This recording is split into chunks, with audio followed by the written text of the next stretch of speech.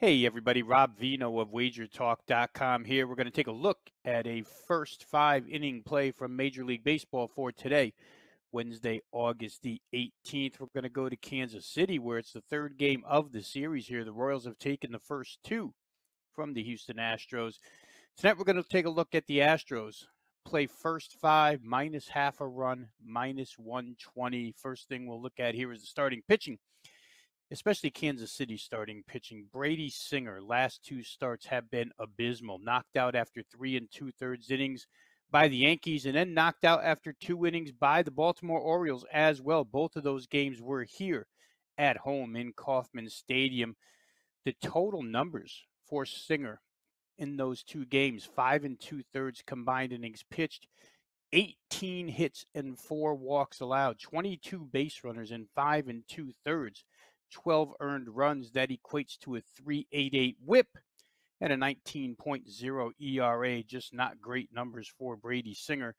In the Yankee game, the numbers aren't skewed because one game was decent and the other was bad. The Yankee game, he allowed 13 base runners in 3 2/3. In the Orioles game, 9 base runners in 2 innings.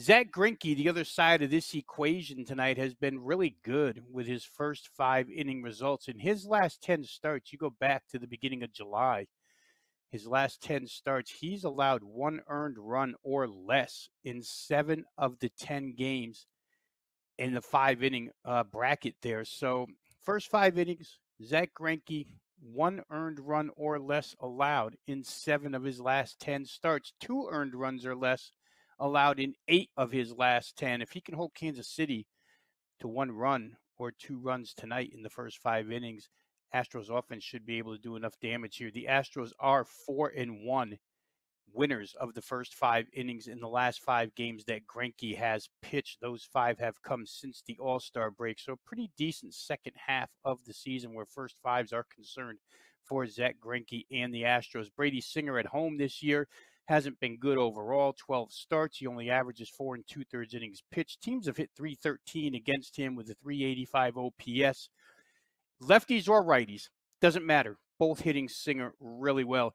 Greinke's home road splits really favored his away starts this year. He's 6-0 on the road in 11 starts. His road ERA 2.41, his road whip 0.88. So again, this is a first 5 inning play, but those just really spotlight or highlight how good Greinke's been on the road this season. The Houston offense versus Brady Singer tonight. They faced 2 young pitchers the last 2 nights, Carlos Hernandez, Daniel Lynch. Both of those guys primarily fastball throwers, but they have 3 pitches in their arsenal. Tonight, Brady Singer, just a 2-pitch pitcher. Fastball, slider, end of story. Throws the fastball 60.3% of the time. Throws the slider 36.3. That's, almost 97% of his pitches thrown this year. Fastball or slider.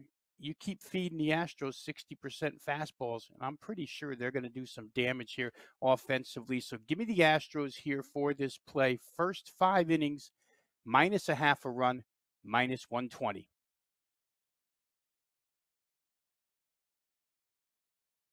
One.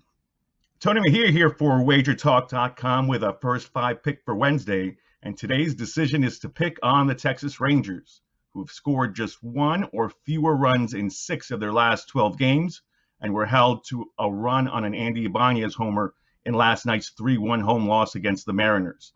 Against lefties, Texas ranks last in OPS, last in on-base percentage, 29th in slugging, and 29th in batting average, which sets up well for southpaw Marco Gonzalez, who hasn't surrendered more than 2 runs in any of his last 5 starts. The veteran lefty has given up 2 earned runs over 21 2/3 innings so far in August, mostly against the Texas Rangers. That includes a complete game 2-hitter against Texas last Thursday in a 3-1 win. He opened the month by pitching 6 innings of 1-run ball in Arlington, and only Charlie Culberson has had any real success against Gonzalez among Rangers hitters throughout their careers. The other side of the coin is that righty Mike Foltynewicz comes in 2-11 for Texas, having surrendered a league-high 33 home runs. He's 1-8 since the middle of May and suffered a loss in the pairing against Gonzalez on August 12th, matching a season best by working 7 innings, but giving up home runs to Jake Fraley and J.P. Crawford and suffering that loss. Ty France and Luis Torrens come in swinging hot bats for the Mariners, and Kyle Seager is always dangerous. Seattle is still hoping to catch the Red Sox, Yankees, and A's for a wild card spot and have won 5 of 6. So they'll need to take advantage of bottom feeders like the Rangers with visits to Houston and Oakland coming up the remainder of this 8-game trip, which they opened successfully on Tuesday night.